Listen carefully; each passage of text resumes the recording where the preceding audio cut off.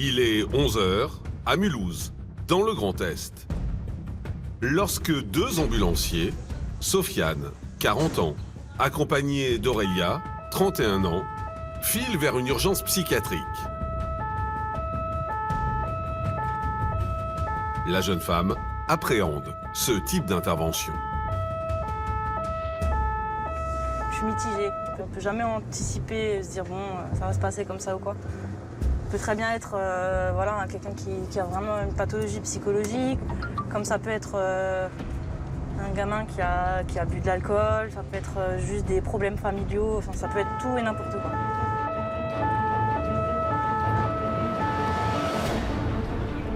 À leur arrivée, ils sont accueillis par les gendarmes.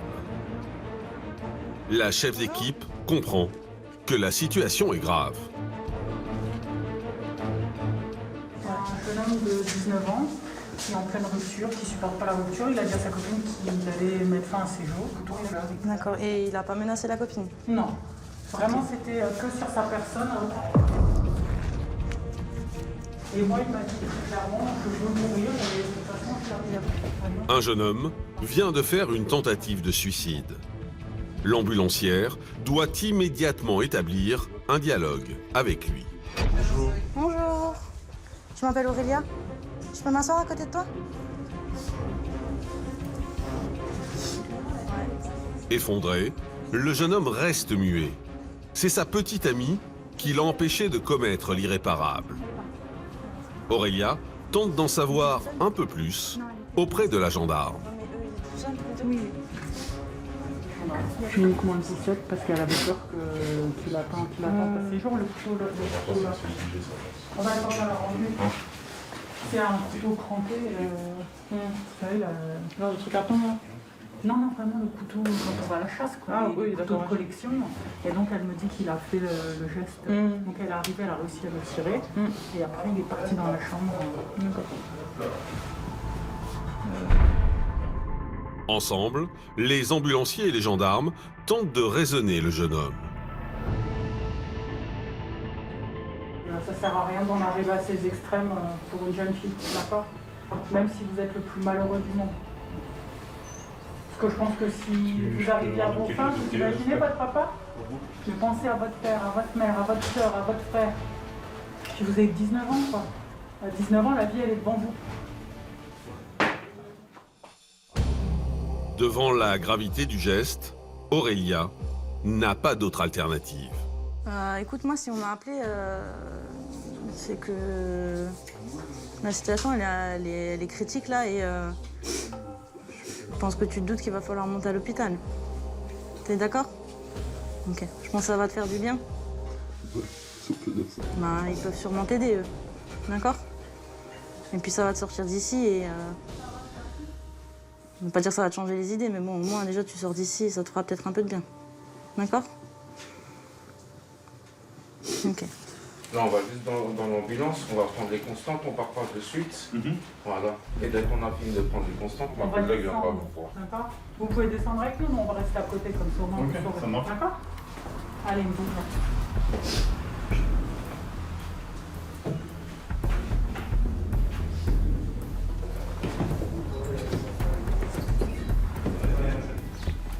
Dans l'ambulance, Aurélia et Sofiane font un rapide bilan. Je lui dis qu'il n'y a pas de constante. Elles sont correctes, non? Il a combien de tension? Ouais, sa tension, elle a 12-10. Ouais, ce serait bien. Laisse tomber le reste. Après le transfert des informations au SAMU, les ambulanciers embarquent le patient. Ok, très bien. Merci. Au revoir, vous aussi. On va monter aux urgences, d'accord? Aurélia a beau avoir 4 ans de métier, elle reste très sensible à ce type d'intervention. Bah là, le pire, quand j'arrive et que la gendarme elle me dit ouais, il s'est mis un couteau sous la gorge. Je dis bon, moi perso, c'est le truc qui me fait le plus flipper, quoi. J'espère pour lui que ça va passer vite, mais moi, ça me fait de la peine de voir des gens comme ça qui ont vraiment un mal-être psychologique. Ça me fait plus de peine.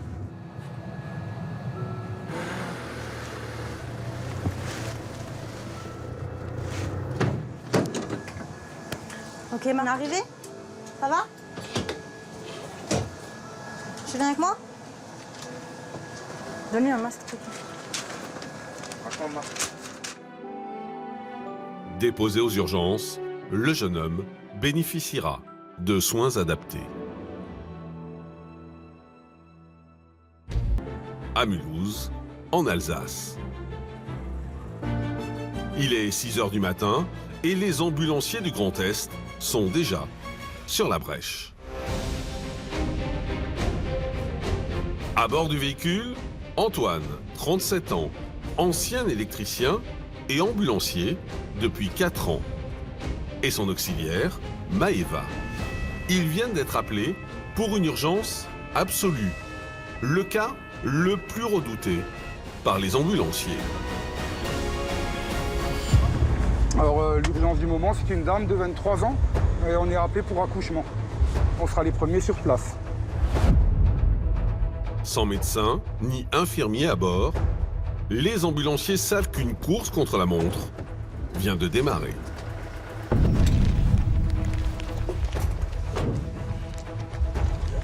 Le stress, un peu d'adrénaline qui monte, hein. Ce qui est normal, hein. C'est pas tous les jours qu'on fait ça. Hein. Dans le hall de l'immeuble, un membre de la famille les attend. Et ce qu'elle va leur dire n'est pas rassurant. Les contractions, tous les combien de temps? Un minute. Une minute. Ça annonce quoi, ça, du coup? Là, ça annonce sûrement un accouchement imminent. Donc la pression est un peu plus forte. Donc là, on commence à voir la pression qui monte. C'est par où, madame? Dans l'appartement, la patiente est en plein travail. Elle a des saignements aussi. Elle a des saignements. Ça va, madame? Vous avez mal? Vous pouvez me dire dès que la contraction elle arrive? Là, il y a là maintenant la contraction. Vous êtes en train de pousser déjà? Le premier réflexe de l'ambulancier est de prendre toutes les informations précises sur la situation. Mais d'origine colombienne, la future maman ne parle quasiment pas français. Elle pousse pas pour le moment. Oh, ok, discrète. Les ambulanciers ont pour mission de transporter cette jeune femme à l'hôpital. Pourtant, son accouchement est imminent. Est suivie où? À quel hôpital? À l'hôpital de Belfort. Et si cet accouchement s'effectue à domicile, sans aucune aide médicale, il peut mettre la vie de la mère et de son enfant en danger. Antoine doit donc alerter le SAMU. Oui, docteur. Une dame, elle a perdu un petit peu de sang. Donc il ne me parle pas pour le moment, elle n'aurait pas perdu les os. Hein. Et elle a des contractions toutes les 1 minute. Là, ça revient. Ouais, effectivement, c'est bien rapproché. Le travail a certainement commencé. Donc, du coup, j'ai appelé le 15 pour leur demander qu'ils m'envoient un SMUR. Vu que là, le contexte, on est au 16e étage d'un immeuble avec ascenseur. On n'est pas à l'abri de ce qui peut se passer dans l'ascenseur. Donc, je préfère avoir un médecin avec moi pour pouvoir la transporter vers l'hôpital. Mais problème, la jeune femme a des contractions de plus en plus fortes. Les ambulanciers doivent s'assurer que l'accouchement n'a pas démarré. Madame, ma collègue, elle va juste, vous pouvez lui traduire. Ma collègue, elle va juste regarder pour voir si on voit pas la tête ou quelque chose du bébé, hein? D'accord. Tu vois? Non, mais c'est pas loin, je pense. Ok. D'accord. J'ai regardé si on commençait à voir la tête du bébé et je pense que c'est pas très loin. Demandez-lui si elle a toujours pas envie de pousser, là. Non, todavía no. Sûre, hein? Elle est sûre, hein? Oh, ok. Faites pas de blagues, hein? Vous faites pas de blagues, hein? Même si les ambulanciers sont formés pour faire face à un accouchement, Antoine redoute ce moment. J'ai ce qu'il me faut, hein, j'ai un kit accouchement. Donc si vraiment madame me dit qu'elle ne peut plus, j'installerai madame dans une meilleure posture pour pouvoir accoucher madame. Là ça revient. Elle a toujours pas envie de pousser. Maintenant ça commence. Il faut pas pousser, hein. À chaque instant, le bébé risque de pointer le bout de son nez. L'ambulancier fait tout pour repousser ce moment jusqu'à l'arrivée du SMUR. Et après de longues minutes de tension maximale, Ça y est. Le docteur est là? Oui. Bonjour docteur. Bonjour, madame Gauthier, il a 23 ans, qui a sa 3e part, et a déjà perdu un petit peu de sang. Elle a les contractions qui sont alternées toutes les minutes. Et là, elle me dit qu'elle commence à vouloir avoir envie de pousser. Hein.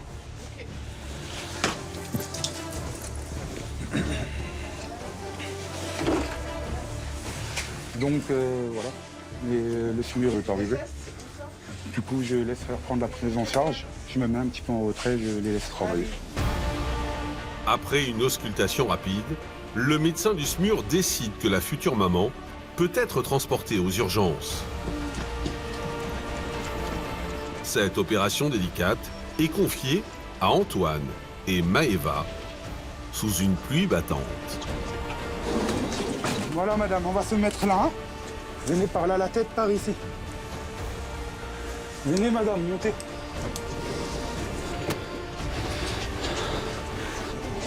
L'hôpital n'est qu'à quelques minutes de route.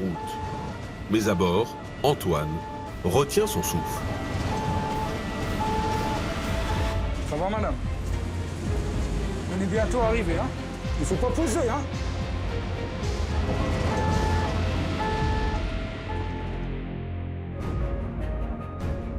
Finalement, la future maman arrive à temps aux urgences obstétriques. Quelques minutes plus tard, elle donnera naissance à un petit garçon. Ça va, madame?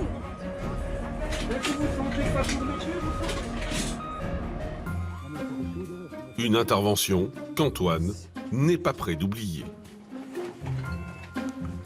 Oui, une intervention spéciale, un petit peu de stress au départ, hein, de l'adrénaline qui monte au fur et à mesure que l'intervention se déroule. Et une fois que le SMUR est sur place et qu'on est arrivé à tamiser un moment pour qu'elle n'accouche pas tout de suite, ensuite le stress redescend parce qu'ensuite on fait la prise en charge, on laisse faire les médecins. Donc, mais bon, c'est vrai que là maintenant, transpirer quoi. Un transport sous haute tension et la journée ne fait que commencer dans le Grand Est.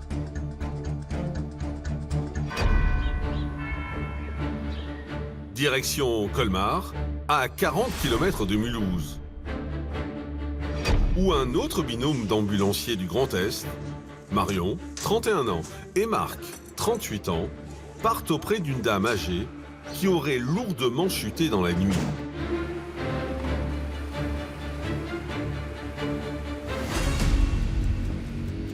Il faut faire vite. Chaque seconde compte. Le vaisseau est pété.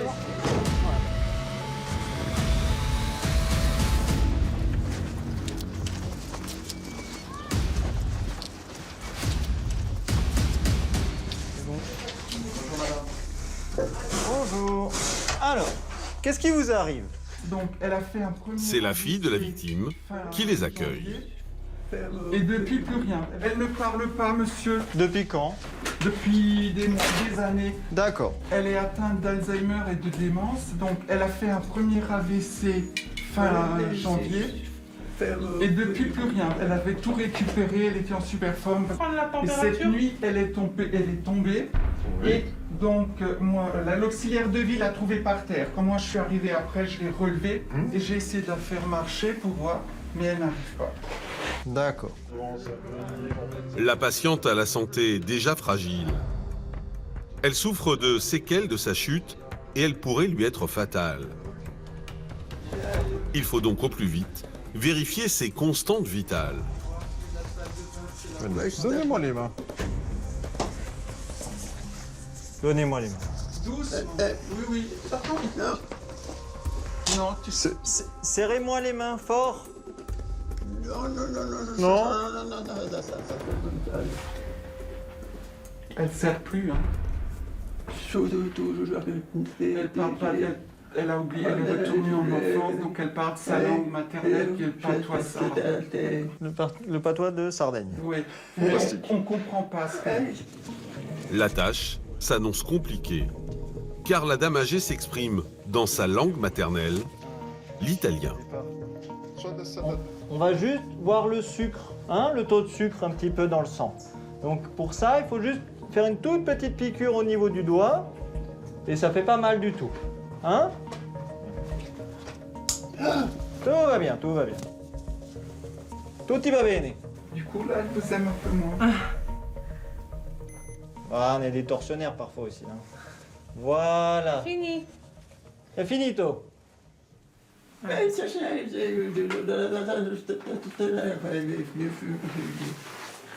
Dans ce métier, il faut être un peu polyglotte aussi parfois. Connaître certaines langues, ou un minimum. C'est une personne qui va pas arriver à nous énoncer ses plaintes, ni... c'est on va dire, un peu compliqué au niveau des recherches, de savoir ce qui s'est passé, dans quel contexte. Est-ce que c'est de nouveau un AVC, mais qui date de cette nuit, ou est-ce que c'est lié en fait à la chute? Les seules choses qui pourront le dire, c'est un scanner potentiel, hein, après on n'est pas médecin, et prise de sang et tout, enfin voilà, le bilan médical derrière. L'équipe doit au plus vite l'emmener à l'hôpital. Et même si le dialogue est impossible, la dame sait très bien comment se faire comprendre. On va à l'hôpital. Non. Ascoltez. Tutti va bene. On va aller juste sur la chaise là. Hein? Votre fille est d'accord? Il faut que tu ailles à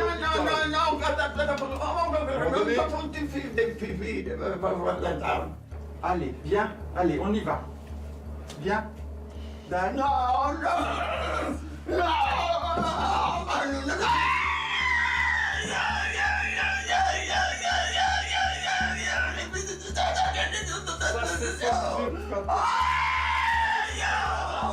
Allez.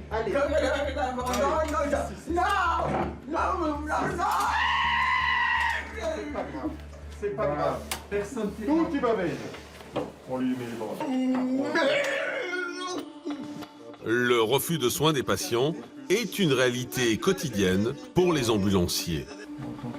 Ils doivent assurer, pour le bien des patients, leur mission jusqu'au bout.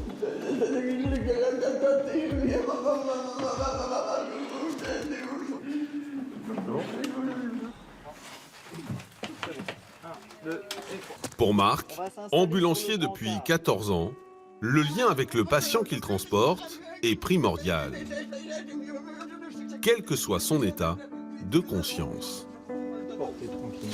Tout va bien. Hein? Tutti va bene. Je comprends que vous vouliez pas aller à l'hôpital, mais c'est comme ça. Il faut.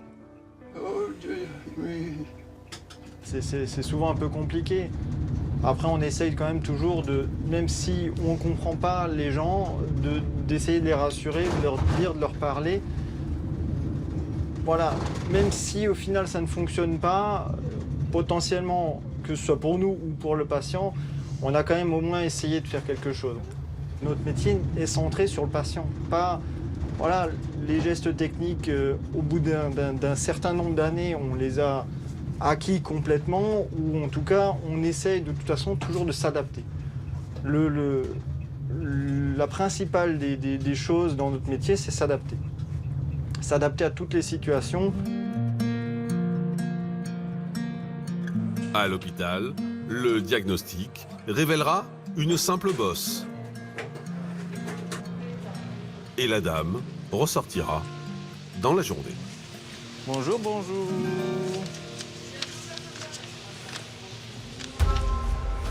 Pas le temps de souffler, les interventions s'enchaînent pour Marion, et Marc. On ne sait jamais exactement à 100% ce que ça peut être. Cette fois, ils sont appelés en soutien du SMUR. L'urgence, un homme qui a fait un malaise cardiaque. Bonjour. Qu'est-ce qui ne va pas? Ben, j'ai de ce côté-là, j'ai un pincement, j'ai la poitrine qui serre, le bras, il est parfois endormi. Ouais. Vous avez du mal à respirer aussi? Oui, oui. C'est la première fois que ça vous arrive ou c'est déjà arrivé? Ça m'est déjà arrivé, non, déjà 2-3 fois. Lucien a 67 ans. Il est diabétique et a de lourds antécédents cardiaques. Pour votre douleur, vous n'avez encore pris aucun médicament? Si, là, j'ai pris des médicaments du soir. Oui, mais vous n'avez pas pris aucun douleur, pas de kilo, rien. Oh, non. Je n'ai pas le droit, parce qu'il m'a dit. Tout ce qui est paracétamol, il m'a dit c'est pas bon pour le cœur. Ok, bon. Moi, je vais vous faire un enregistrement du cœur et puis on va voir ce qui se passe. Les ambulanciers lui placent sans plus attendre des électrodes pour vérifier l'état de son cœur. 156 de fréquence, 95 de SAT et 154, 101 de tension. Je vais vous écouter le cœur et les poumons là. On va vous aider. Faites pas trop d'efforts. Doucement. Voilà.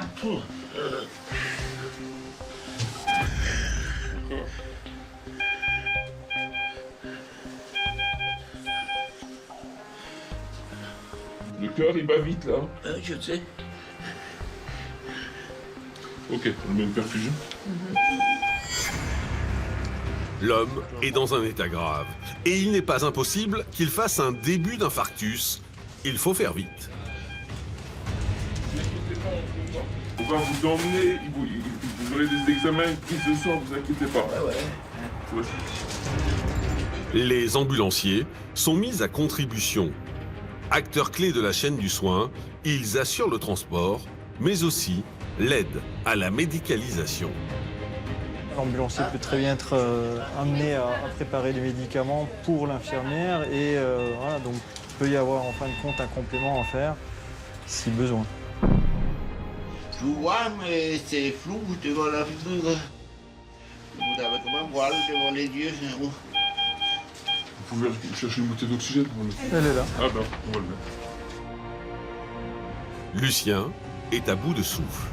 L'équipe médicale le place sous assistance respiratoire. Il y a juste un masque, monsieur.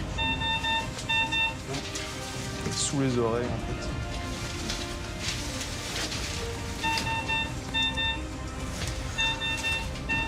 Voilà. Et après tu peux régler. De l'autre côté aussi, un petit peu. Voilà. Ça va comme ça? On va venir s'asseoir un petit peu, je vais vous aider. Super. L'homme doit être rapidement évacué vers l'hôpital le plus proche. Mais l'opération semble délicate. Je vais vous aider en fait, on va faire le moins d'efforts possible pour venir s'installer sur la chaise qui est ici. Hein?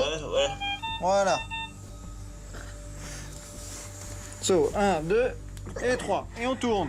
Juste tourner et s'asseoir. Super. Voilà. Alors après... Alors... Combien vous pesez? Au moins 100. 110 kilos. 110, j'étais pas loin. Ah oui, oui. Bon, n'ayez crainte, il y en a 3 qui vont vous porter. Vous laissez faire, vous bougez pas. D'accord? D'abord, tu peux me tenir ça dans ta poche droite au milieu de ça. Voilà. Une petite ceinture comme ça. L'oxygène, vous arrivez à la tenir avec une main entre les jambes? Ouais. Voilà. Super. Vous êtes un chef. Si l'infarctus est avéré, le patient doit être déplacé avec la plus grande prudence. Il s'agit en fait d'éviter l'arrêt cardiaque. C'est bon pour toi? Oui, c'est bon, allez-y, ça marche. Encore, vas-y. Vas-y. Grâce à l'intervention rapide du SMUR et des ambulanciers du Grand Est, Lucien a échappé au pire. Vous le mettez plus droit. Ça va, vous êtes bien assis? C'est Vous êtes bien assis là? Pour 2 autres. Après une semaine d'hospitalisation et des examens approfondis, il rentrera chez lui, mais devra subir prochainement une chirurgie cardiaque.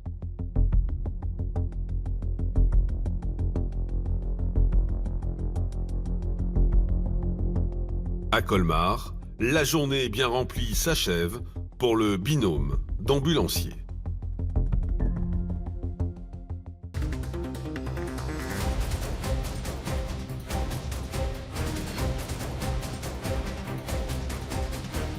À Mulhouse, nous retrouvons Antoine, accompagné de sa coéquipière Anita.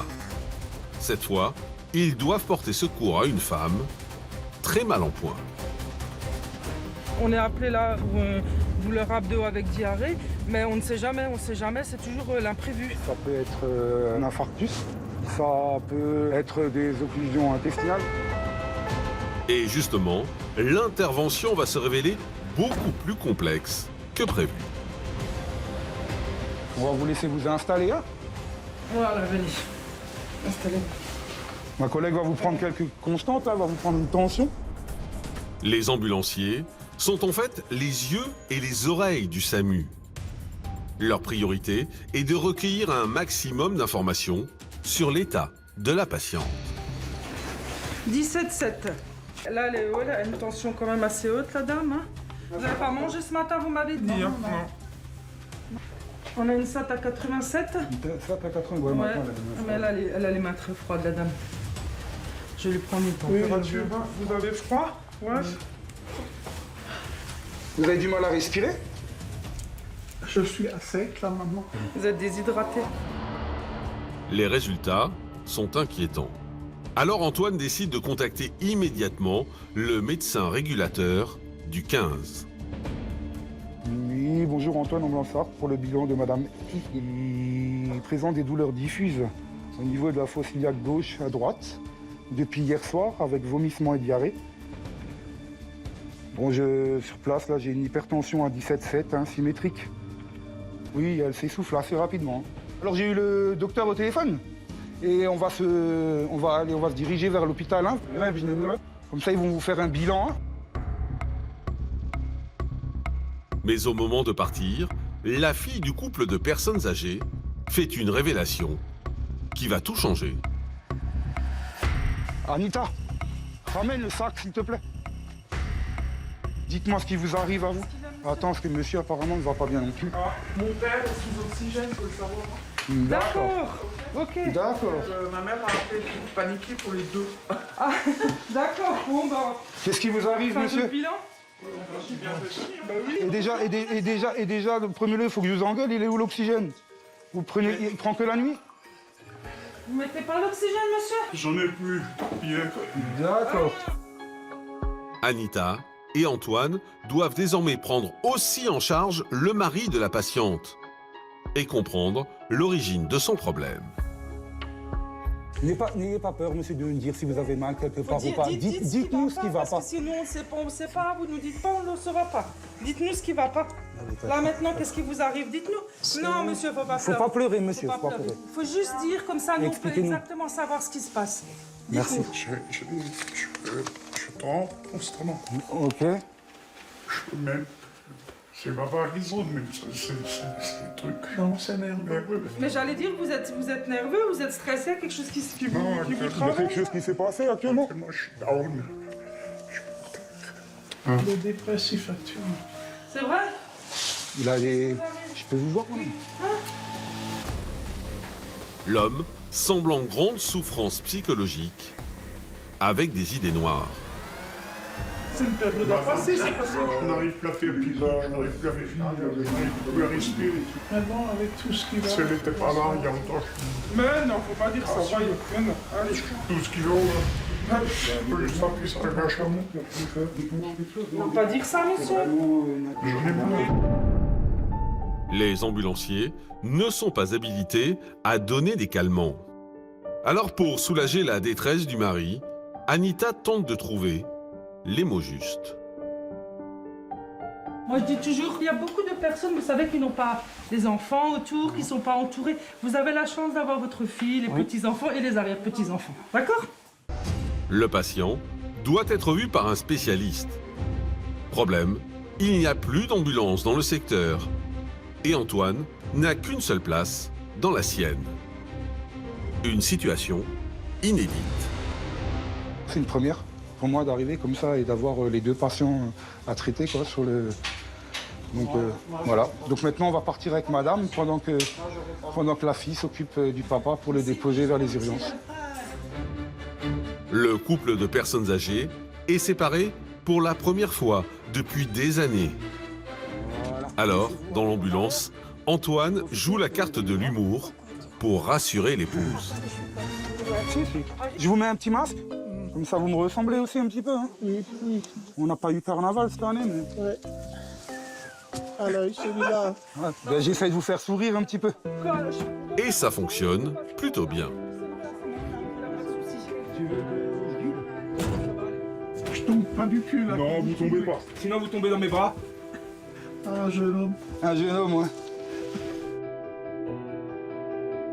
Antoine est très fier de son métier, même si sa réalité est méconnue du grand public. Quand parfois j'explique mon métier à certaines personnes justement qui me disent oui mais tu fais du taxi ambulance, je leur explique que en fait non, je fais taxi ambulance oui, mais en plus je suis mandaté par le centre 15 pour aller à domicile voir des patients qui sont pas bien.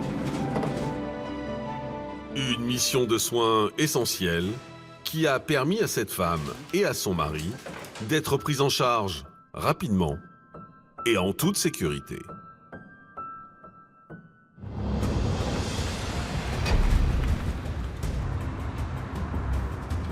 C'est au tour d'Aurélia et de son binôme Sofiane de partir en urgence vers un nouveau transport. Des fois, t'as pas le temps de déposer, de faire transmission à l'IAO qu'il t'envoie déjà un SAMU à suivre.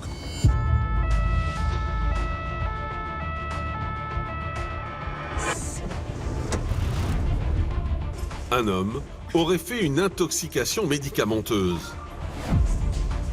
Et c'est sa femme inquiète qui a composé le 15. Bonjour monsieur. C'est les ambulances? Vous avez consommé de l'alcool, monsieur? Oui. Combien? Qu'est-ce que vous avez bu? Moi, j'ai juste trouvé une bière, mais là, il y a du rose, c'est une bière. Je pense aussi.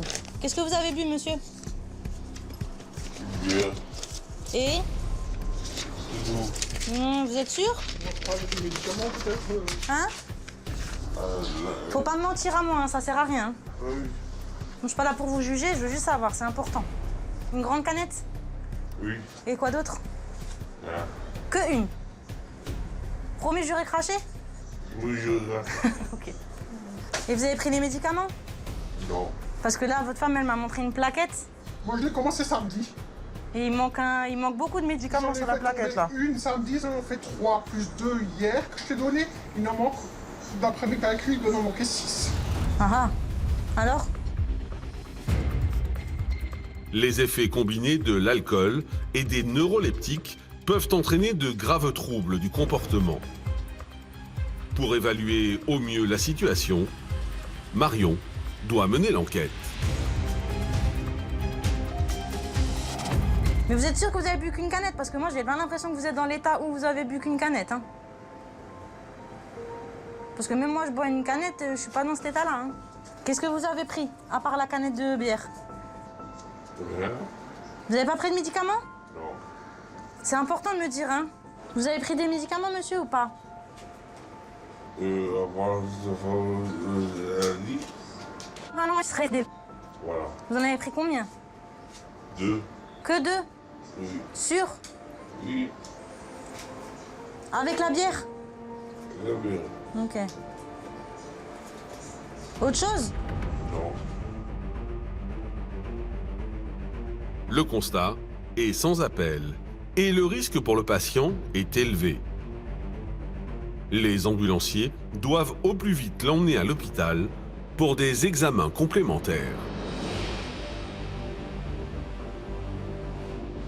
On se met en position assise. Allez, monsieur. on va s'asseoir au bord du lit, ça va être mieux. Moi, je pars du principe que vous avez bu d'alcool, vous avez pris des médicaments, c'est obligé d'aller à l'hôpital. Non, bien dit. Non. Monsieur, vous avez été tout seul, il y a des règles à respecter. Vous avez pris des médicaments avec de l'alcool. Vous savez qu'il ne faut pas le faire. Et tu le fais quand même. Monsieur, vous êtes obligé de venir, en fait, je vous le dis, mais c'est pas une question. Vous n'avez pas le choix, en fait. Je sais, mais en fait, quand vous êtes obligé de venir, on ne peut pas vous laisser, monsieur. Vous comprenez? Oui. Alors, autant vous venir avec nous. Non, directement. Non, je n'irai pas. Non. L'homme ne veut rien entendre. Dans la pièce d'à côté, Aurélia alerte alors le médecin du 15 qui doit décider de la marche à suivre. Là, au moment de la prise en charge, monsieur a un refus catégorique de venir avec nous. Ah, monsieur, il fait 3 fois mon poids, ça va être compliqué de le forcer, quoi. Après, pas non plus pas violenter les gens, hein, mais le problème, c'est que là, il a vraiment pas le choix, en fait. Donc, il va falloir le prendre en charge d'une manière ou d'une autre, quoi. Sofiane décide alors d'adopter une autre approche. Venez avec nous. Non, Les forces de l'ordre vont venir. Vous aurez tout perdu. Les voisins vont tout voir. Ils vont se dire qu'est-ce qu'il a fait encore celui-là. Hein? Franchement, s'il vous plaît, vous avez une fille. Vous avez une fille, vous avez des enfants. Pensez à vos enfants, les voisins. Les voisins, c'est des commères. Les voisins, c'est des commères. Ils vont pas se dire, ouais, il est malade. Ils vont se dire, il a fait quelque chose. On y va, s'il vous plaît. Ah, voilà. Merci, merci. C'est bon, il veut? Habille-le. Mon collègue est arrivé à trouver les mots. Entre hommes, des fois ça passe mieux. Il y en a toujours un des deux avec qui ça passe mieux. Peut-être j'ai été trop directive, j'ai donné trop d'ordre et ça s'est pas passé, je sais pas.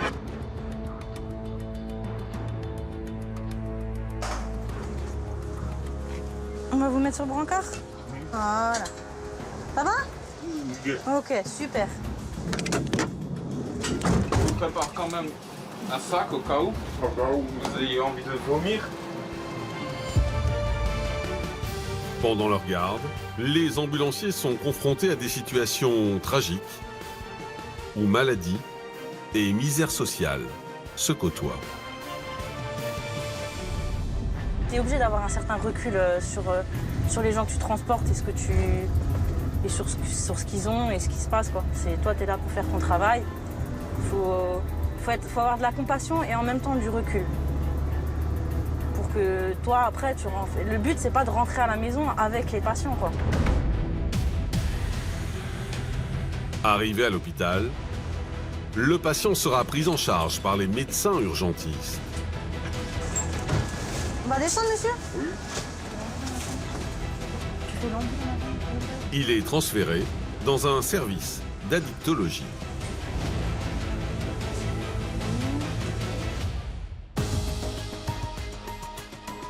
Sur le tarmac de l'aérodrome de Colmar, Aurélia et Sofiane se préparent pour une mission hors du commun.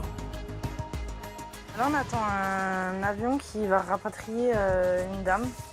Pendant la période Covid, elle a été ramenée en réa dans un autre hôpital ailleurs en France et du coup, là, elle rentre. Et on va la ramener à Colmar, en médecine.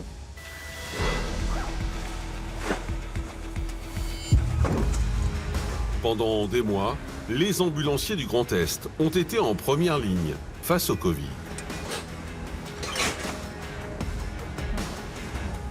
Au plus fort de l'épidémie, ils ont aidé à évacuer dans des avions comme celui-ci plus de 135 patients alsaciens vers des hôpitaux moins submergés. Voilà. On n'est pas du tout bien calé là. Oui, vous voulez qu'on la décale vers vous? Ouais. Hop là. La patiente, elle, placée dans le coma et hospitalisée durant de longues semaines, revient de loin. C'est une rescapée. C'est bon signe, la dame elle était intubée, elle était en réa. Donc là, elle est éveillée, donc voilà, c'est qu'elle est en voie de guérison, donc c'est bien, c'est une bonne nouvelle. Ramener cette patiente à l'hôpital de Colmar est un symbole fort pour les ambulanciers. Il marque la fin d'une période très difficile pour les Français.